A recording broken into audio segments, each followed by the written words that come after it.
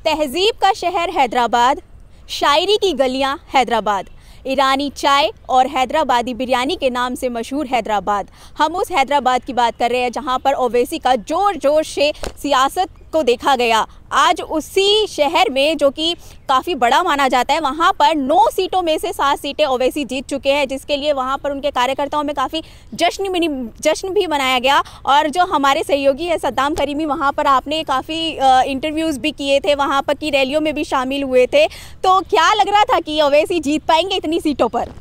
बिल्कुल ज्योति, जैसा कि आप जिक्र कर रहे हैं कि तहजीब का शहर हैदराबाद, वही चार मीनार वाली जो रुतबे को गवाही देता है, जो चार मीनार, उसी हैदराबाद का आज हम दोनों जिक्र कर रहे हैं। क्योंकि जिस तरह से वो 9 सीटों पर चुनाव लड़े और 7 सीटों पर जो शिकस्त दिया है असदुद्दीन ओवैसी ने, ये कहीं ना कहीं एक अपने आप में एक बड़ा सवाल है। क्योंकि जिस तरह से वहाँ पर कांग्रेस की एक लहर रही और भारतीय जनता पार्टी का वहाँ पर सुपरा साफ हुआ, वो कहीं ना कहीं बड़ा सवाल है। क्योंकि दरअसल उस हैदराबाद की चुनावी सियासत को बड़े नज़दीक से राजनीतिक विश्लेषक, वरिष्ठ पत्रकार और तमाम जो बड़े बड़े दिग्गज नेता थे, उनकी नज़र सिर्फ हैदराबाद के उन सीटों पर था। चाहे मैं चंद्रयान गुट्टा की बात करूं, जहां पर अकबरुद्दीन ओवैसी 88,000 तकरीबन वोट से वो जीते हैं। ज्योति, माफ कीजिएगा, पिछले बार 88,000 वोट से वो जीते थे, 81,000 कुछ वोटों से इस बार वो जीते हैं।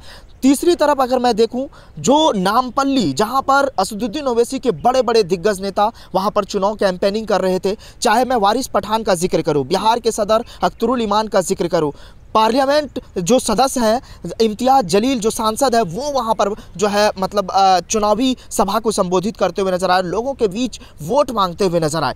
चाहे मैं पंडित गामा की बात करूँ, वो भी वहाँ पर चलकर वहाँ पे गए थे और हिंदू वोट बैंक को कहीं ना कहीं खींचने की कोशिश की थी। जब वहाँ पर पंडित मनमोहन झा गामा वहाँ पर स्पीच दिए, तो तकरीबन 87 महिलाएँ जो हिंदू समाज से आती है ज्योति, वो वहाँ पर MIM के जो है दामन थामे। और दूसरी तरफ अगर आप जिक्र करेंगे, अगर काम का जिक्र करेंगे, हैदराबाद में हर 2 किलोमीटर पे आपको हॉस्पिटल मिल जाएगा, हर 2.5 या तकरीबन 3 किलोमीटर पर आपको स्कूल मिल जाएंगे।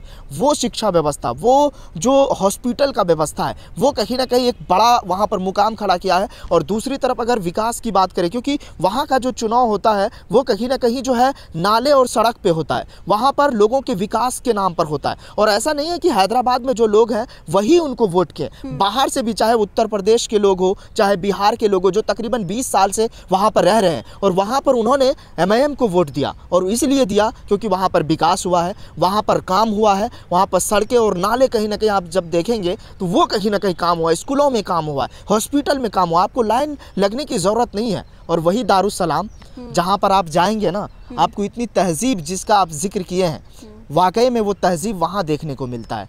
और वही तहजीब, वही काम, वही नाम, वही चीज़ें आज असदुद्दीन ओवैसी को 7 सीटों पर जीत दिलाई और कहीं ना कहीं किंगमेकर की भूमिका निभा सकते थे। लेकिन KCR जिनका कहीं ना कहीं पिछले सरकार में कई बार जो है उनका जो है साथ मिलकर, इस बार भी गठबंधन में उनसे चुनाव लड़ा गया था, लेकिन इस बार कहीं ना कहीं पिछड़ गए। लेकिन 7 सीटों पर ये कामयाबी हासिल होना, ये उन लोगों की जीत है। असदुद्दीन ओवैसी ने आकर कहा है कि ये उन लोगों की जीत है, गरीबों की जीत है, पिछड़ा की जीत है, दलित और शोषित की जीत है। और तभी जो है ये पार्टी आगे बढ़ने का काम करेंगे। और जो भी चीज़ें वहाँ पर, जो चाहे काम को लेकर हो, नाम को लेकर हो, वो कहीं ना कहीं जो है वो लोगों ने उनको सराहा है। और उन्होंने कहा है कि शुक्रिया हैदराबाद, शुक्रिया हैदराबाद की जनता, शुक्रिया नामपल्ली की जनता, मल्लकपेट की जनता, चंद्रयान गुट्टा की जनता और चार मीनार की जनता, याकुतपुरा की जनता, तमाम जो वहाँ पर सीटें थी वो कहीं ना कहीं जो है लोगों ने जिताकर अब